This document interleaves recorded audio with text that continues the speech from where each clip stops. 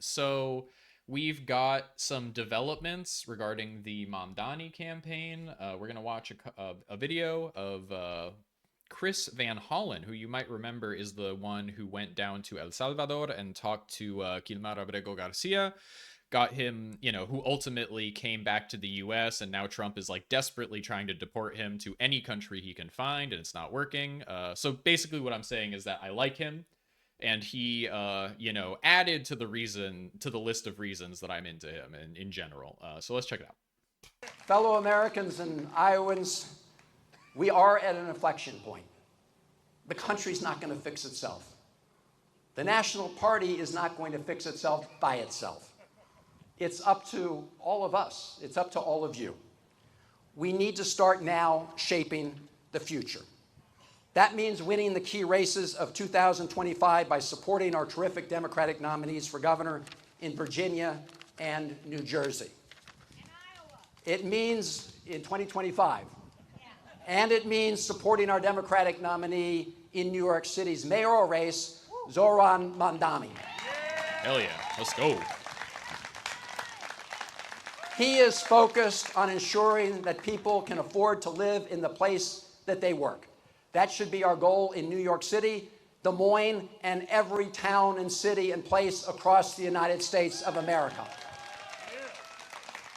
Donald Trump and New York's financial elites see that as a threat. The idea that everybody who works in New York City should be able to afford to live in New York City. And they have mobilized to defeat him. Yet, many Democratic members of the Senate and House representing New York have stayed on the sidelines.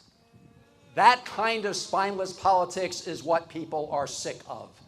They need to get behind him and get behind him now.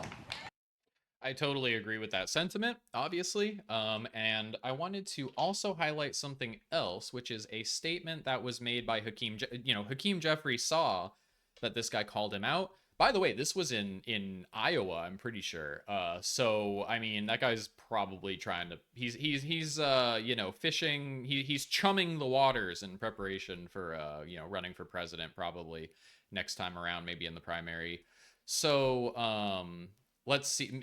Schumer and Jeffries, the two leaders of the Democratic Party, and also the biggest New York politicians, along with Gillibrand, they all refused to endorse the Democratic candidate for mayor. They don't believe in vote blue no matter who, if the person, is a Democratic socialist, which is great because what the Democrats really need right now is more disunity, discord, chaos, and pain.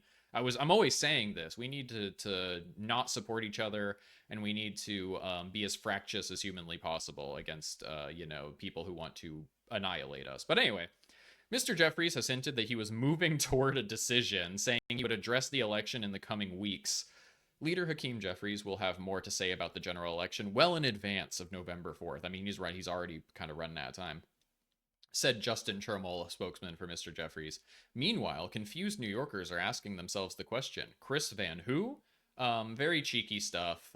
Meanwhile, the governor of New York, Kathy Hochul, has endorsed him. She took a while to do it. Kathy Hochul is very funny because she's kind of just like she was just a standard shitlib, kind of tedious human being who like kind of was anti-progressive, and I think to the extent that it's politically advantageous, she is still that, but I think she locked the fuck in as soon as Trump won with the congestion pricing. She basically did a 180 on congestion pricing, where like she waited until the second the election was over and then became basically congestion pricing Stalin, and was like, no, I don't care what anyone thinks, we're turning on the cameras. That has had great effects for the city, is my understanding. And of course, now that she's kind of, no matter what you think of her, in general, she clearly is able to read the political landscape better than a dipshit like Jeffries, and she sees where the tide's going. And I think that based on this, that he might move towards a decision. I think that is signaling that he's actually looking at the political environment, and it's finally dawning on him that he should probably fall into line and vote blue no matter who. But it's sad that it took so much.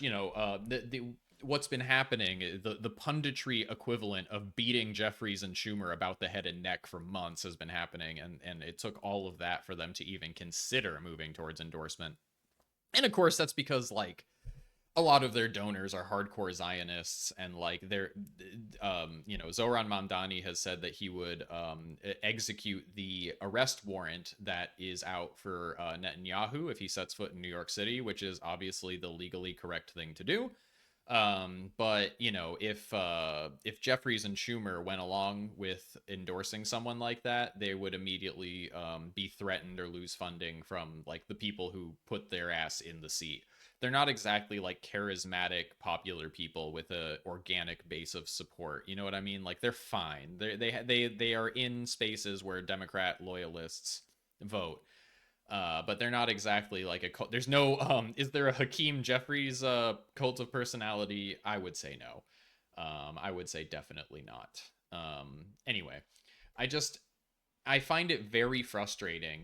Obviously we just went over a segment that shows how unified the far right is, and yet here we are on the left bickering over the stupidest things imaginable. And if you're watching and you're a new viewer today, I entreat you to please follow or like the stream or support in any way that you can. At my scale, it makes a massive difference. A little goes a long way. So if you have been enjoying your time here, I would love to have some new followers, subscribers, or even just a like on the stream. Makes a big difference for discoverability. Hey, if you liked that video, please hit the like and subscribe button. It got me over the line of 200 subscribers recently. Big shout out to the people who did that. And you can catch me every Sunday going live here on YouTube and on Twitch.